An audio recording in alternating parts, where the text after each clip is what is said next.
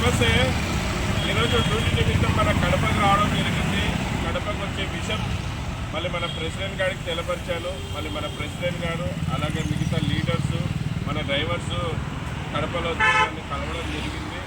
అలాగే ఇక్కడ ఉన్న సమస్యలు ఇక్కడ ఉన్న ఇబ్బందులు నాకు తెలపరచడం జరిగింది.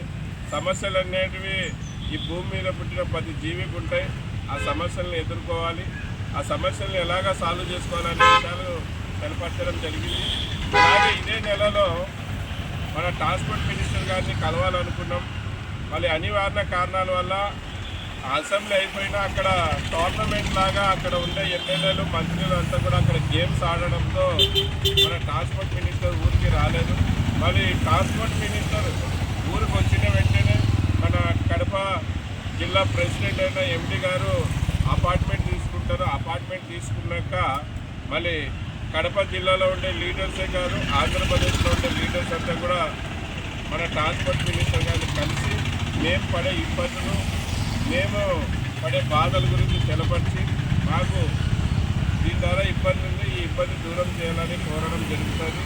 మళ్ళీ ఇంకా అనేక సమస్యలు ఉన్నాయి.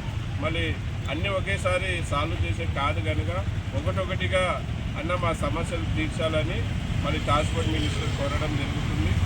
మళ్ళీ చాలామందికి కడపలో, ముఖ్యంగా కడపలోనే మన ఎంపీ చాలాసార్లు చెప్తూ ఉంటారు, అన్న కడపలో కొంతమంది నాకు చెప్తా ఉన్నారు, ఇది డ్రైవర్ యూనియన్ కదా, డ్రైవర్ల కోసం స్థాపించలేదు కదా, మాకేంటి సంబంధము, మేము ఓనర్లమని అనుకుంటున్నాం.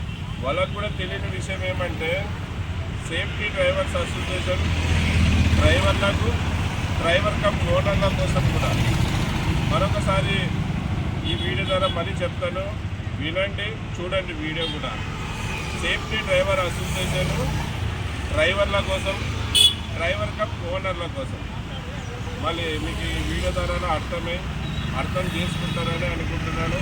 మళ్ళీ ట్రాన్స్పోర్ట్ మినిస్టర్ ఊరికి వచ్చిన వెంటనే నాకు ఎండి గారు అపాయింట్మెంట్ తీసుకున్నాక నాకు చెప్తారు. మళ్ళీ చెప్పినాక ఒక 2 రోజులు 3 రోజుల్లో నేను కడపలోనే బస చేశాను.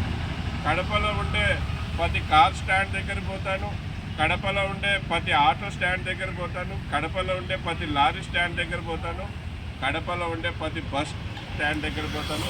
అలాగే కడప టౌన్లో ఓనర్ కమ్ ట్యాంకర్ డ్రైవర్లు, కడపలో ట్యాంకర్ డ్రైవర్లు కూడా బాధపడుతున్నారనే విషయం తెలిసింది. వాళ్ళ దగ్గర కూడా పోతాను. కడపలో ఒక 3-4 రోజులు ఉండి వీళ్ళందరి సమస్యలు తెలుసుకొని ఎలాగ సాల్వ్ చేయాలనే విషయం మీద కడపలోనే ఉండే ఆ సమస్యలు సాల్వ్ చేసే మళ్ళీ నేను తిరిగి కర్నూలుకి వెళ్తానన్న. ఇది విషయం. అందరికీ నమస్తే, సలాం అలైకుం, జై భీమ్, జై హింద్, జై డ్రైవర్, జై డ్రైవర్, జై సేఫ్టీ డ్రైవర్ అసలు.